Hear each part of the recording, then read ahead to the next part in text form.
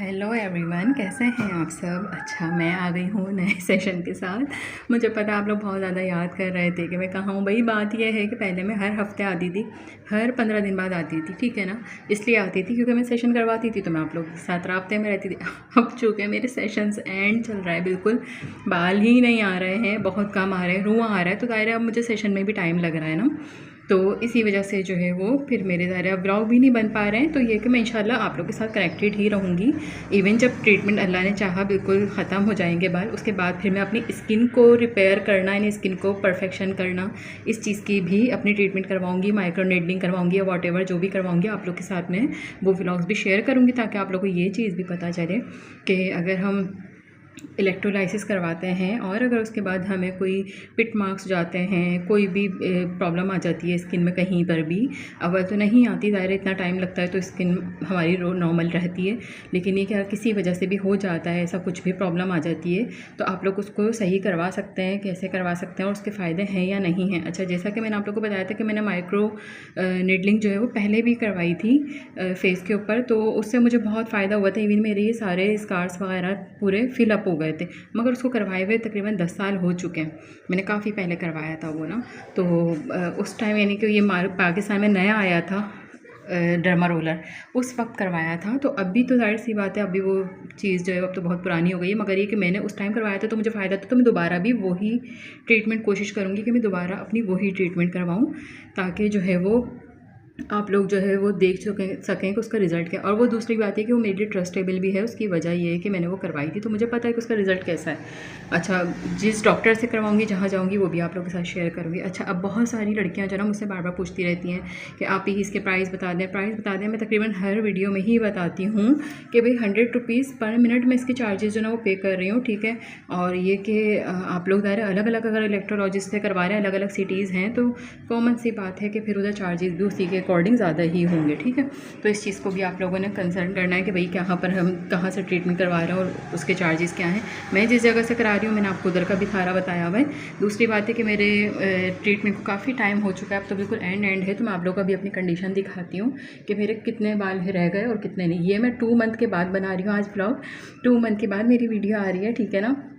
और मैं आज नहीं कल जाऊँगी अपना सेशन करवाने, रात को जाऊँगी, तो मैंने सोचा मैं भी बना लूँ क्योंकि फिर टाइम ही लगता है। और अक्सर ऐसा होता है कि मैं वहाँ पे पहुँच जाती हूँ, इवन ट्रीटमेंट स्टार्ट भी हो जाती है और मैं भूल जाती हूँ, ठीक है ना, व्लॉग बनाना भूल जाती है। फिर मुझे ये होता है मैंने बिफोर तो बनाया ही नहीं था कि मैं किस कंडीशन में आई थी। तो ये सारी प्रॉब्लम्स जो है ना वो मेरे साथ होती रहती हैं। तो इसलिए मैंने सोचा कि बजाय इसके कि मैं कल फिर जाऊँ और वहाँ पर जाके लेट जाऊँ और फिर मुझे याद आए कि जी मैंने तो आज का ब्लॉग बनाया ही नहीं था, तो इसलिए जो है मैं पहले ही इसको कंटिन्यू कर लूँ, ठीक है। तो मैं अब आप लोग को अपनी सिचुएशन दिखाती हूँ। अच्छा, आप लोग की वैसे मैंने फ़ैन ऑफ किया हुआ है, आप लोग देखो इस तरह से, ठीक है। यहाँ पे कोई हेयर तो आपको नज़र नहीं आ रहे होंगे। यहाँ पे जो ना ये बड़े बड़े 3 बाल दिख रहे होंगे इस जगह पे, ठीक है। और यहाँ पर भी एक बाल दिख रहा होगा, ये बस ये बाल हैं मेरे। और ये अच्छा ये बाद में आए, पहले ये नहीं थे, मेरी गर्दन पे पहले बाल नहीं थे, पहले सिर्फ चिन पर थे, अपर लिप पर थे और गाल पूरे फुल भरे हुए थे। ये जगह तो पूरी मोटी मर्दानी दाढ़ी बनी हुई थी, ये सारी जगह फुल हुई हुई थी। यहाँ मेरे बाल नहीं थे, यहाँ ये मेरे अभी आए। क्यों? क्योंकि अब 35 पर ज़ाहिर जब आपकी एज पहुँच जाती है ना तो आपके हार्मोन्स दोबारा डिस्टर्ब होते हैं, दोबारा थोड़ी बहुत प्रॉब्लम आती है। तो आप लोग जो ना उस चीज़ को भी थोड़ा सा माइंड में रखिएगा। फिर ये कि हमारी खुराक कैसी चल रही है, क्या है, हम क्या खा रहे हैं, वो उस पर भी डिपेंड करती है हर चीज़। तो ये कि इलेक्ट्रोलाइसिस से जो बाल एक बार आपका निकल जाता है ना, यानी कि ख़त्म हो जाता है, वो दोबारा कभी ताहयात उस जगह पर कभी बाल नहीं आता। सही है, ये चीज़ इसकी शर्त होती है कि दोबारा बाल नहीं आता। हाँ, उसकी जगह कोई और हो तो वहाँ पे आ सकता है बाल, कोई नया पोर बनता है, कोई नई जो है ना अंदर रूट्स बनना शुरू हो जाती हैं किसी वजह से, तो फिर वहाँ पे बाल आ सकता है। लेकिन उस जगह पर जहाँ पे इलेक्ट्रोलाइसिस हो जाता है वहाँ पे बाल दोबारा कभी नहीं आता। जो ख़त्म हो जाते हैं बाल वो परमानेंट ख़त्म हो जाते हैं। यही वजह है कि दुनिया की वाहिद ट्रीटमेंट जो है ना वो इलेक्ट्रोलाइसिस कहलाती है, सही है। तो अब आप लोग यहाँ पर भी देख लो, यहाँ पे भी आपको दिख रहा होगा, यहाँ पर भी हेयर्स नहीं हैं। और अपर लिप पर थोड़े से मतलब हल्का सा रुआं है। और ये जगह भी देख लें आप लोग, यहाँ पर भी ये भी क्लियर है। अपर और लोअर लिप पर भी बिल्कुल हल्का हल्का सा ब्लैक सा रुआं रह गया, वो मैं नीट करवाऊँगी। और बाकी चिन पर जो है ना, ये देखो चिन पर इस तरह से यहाँ पर भी नहीं है, बस ये 3-4 बाल हैं जो कि मैं ये मोटे मोटे इनको भी रिमूव करवाऊँगी। और साथ में जो मेरा रुआं है ना मैं वो भी रिमूव करवाऊँगी, क्योंकि मैं चाहती हूँ कि मेरा फेस बिल्कुल नीट क्लीन हो जाए, कहीं भी कोई कसर बाकी ना रहे, ऐसे कहना एक तरह से, ठीक है। तो ये कि मैं ये रुआं भी नहीं छोड़ूंगी, मैं इस रुएं को भी, छोटा छोटा रुआं जैसा अपर लिप पर आता है, मैं उसको भी नीट करवाऊंगी, उसको भी क्लीन करवाऊंगी, उसको भी छोड़ूंगी नहीं। तो कल है मेरा सेशन और तकरीबन 27 या 28वां सेशन है मेरा। तो आप लोग को मैं कोशिश करूँगी कि मैं वहाँ जाके दिखा भी सकूँ अगर पॉसिबल हुआ, और अगर नहीं भी हुआ तो आप लोग को मैं आफ्टर तो हमेशा ही दिखाती हूँ, तो आप लोग को आफ्टर भी दिखा दूँगी आगे कि स्वेलिंग होती है या क्या है। अब इतनी ज़्यादा नहीं होती, शुरू शुरू में हुई थी, अब नहीं होती क्योंकि अब ज़ाहिर एक चीज़ इतनी रही नहीं है, तो ये कि अब इतनी ज़्यादा नहीं होती, ठीक है। और सेशन में भी बहुत कम टाइम लगता है, पहले ज़्यादा लगता था, लेकिन अब ये कि मैं रुआं भी क्लीन करवा रही हूँ तो थोड़ा उस लिहाज से भी आप कह सकते हैं, जैसे मैं पहले ये जगह नहीं करवाती थी, अब मैं ये जगह भी करवा रही हूँ, ठीक है, ये जगह है। अच्छा, इलेक्ट्रोलाइसिस आप वाइट हेयर्स भी रिमूव करवा सकते हैं, तो मैं वाइट हेयर्स भी अपने जो ना एक दो सर में जैसा आ जाते हैं तो मैं वो भी रिमूव करवा रही हूँ, उसकी वजह से भी थोड़ा सा मुझे टाइम ज़्यादा हो जाता है, ठीक है। तो फिर इंशाअल्लाह उम्मीद है कि कल फिर मैं आप लोग को, कल मैं जाऊँगी अपनी वहाँ पे भी आप लोग को दिखाऊँगी ट्रीटमेंट होते हुए, और बाद में भी आके दिखाती हूँ, ठीक है। हेलो एवरीवन, तो अभी आप लोग देख सकते हैं मेरी स्किन और हेयर्स भी रिमूव हुए हैं, अपर लिप भी साफ़ हुए हैं, और मुझे जो है ना ट्रीटमेंट करवाए हुए तकरीबन 2-3 दिन हो चुके हैं। बस मैंने उसी वक्त जो है ना एट अ टाइम वीडियो नहीं बनाई क्योंकि थोड़ा सा बिज़ी हो गई थी। तो आते आते बहुत रात हो गई थी, ट्रैफिक बहुत ज़्यादा जाम था, जिसकी वजह से मुझे आते आते रात को 12 बज गए थे। तो बस आते ही जो है ना फटाफट सो गई थी, टाइम नहीं था, इतना लेट हो चुकी थी। फिर दूसरे दिन आपको पता है रूटीन ऐसी हो जाती है, इंसान को कहीं जाना होता है, ये वो 10 चक्कर दायरे अपनी ज़िंदगी की मसरूफियत होती है, इसलिए मैंने आज बनाई है। और आप लोग देख सकते हैं स्वेलिंग भी उतरी हुई है, और जो निशान जो छोटे छोटे से होते हैं वो भी तकरीबन साफ़ हुए हैं, और यहाँ से जो है ना स्किन भी आप लोग को नज़र आ रही होगी, अपर लिप्स भी, ठीक है।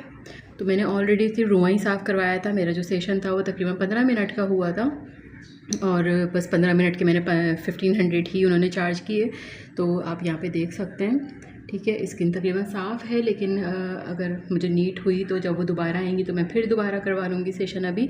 लेकिन अभी ये है कि जैसे अभी जो मैंने सेशन लिया है तकरीबन मैंने 2 मंथ के बाद लिया है, 2 मंथ के बाद सेशन लिया। उसकी वजह ये थी कि ज़ाहिर है मुझे नीट ही नहीं थी, जैसे कि मैंने आपको वीडियो में ऑलरेडी बताया है कि मुझे इतनी नीट नहीं थी। जब मुझे लगा कि हाँ अब थोड़े बहुत आ चुके हैं, वो भी ये था कि अपर लिप के पास जो है ना थोड़े से हेयर्स आए थे और इधर इस जगह पर आए थे, तो बस वो मैंने रिमूव करवाए हैं। और जो ऑलरेडी ये वाला जो रुआं होता है जो कि मैं पहले नहीं करवाती थी, सिर्फ मैं ये जगह, क्योंकि ऑलरेडी इन्हीं की अच्छा खासी पेमेंट बन जाती थी मेरी, क्योंकि मेरा फेस आपने देखा था पूरा जेंट्स की तरह मेरी जो है ना वो दाढ़ी मुझे आती थी।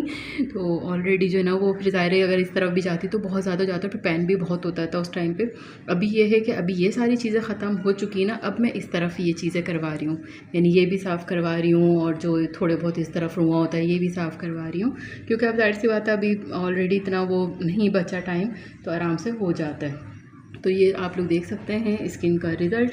अच्छा, आज किसी ने मुझसे पूछा कि आपने सेशन लिया, आपको कोई फ़र्क पड़ा? तो फ़र्क की मैं बाद में यही कहूँगी आप लोगों से कि इसका सीधा सीधा सबूत ये है कि मेरी वीडियोस आप लोग के पास है, इससे बड़ा तो कोई सबूत हो ही नहीं सकता। आप फर्स्ट डे से लेकर के और जो मेरी 28 सेशन मेरा ही चल रहा है, अभी तकरीबन तीसरा साल है मुझे ये करवाते हुए।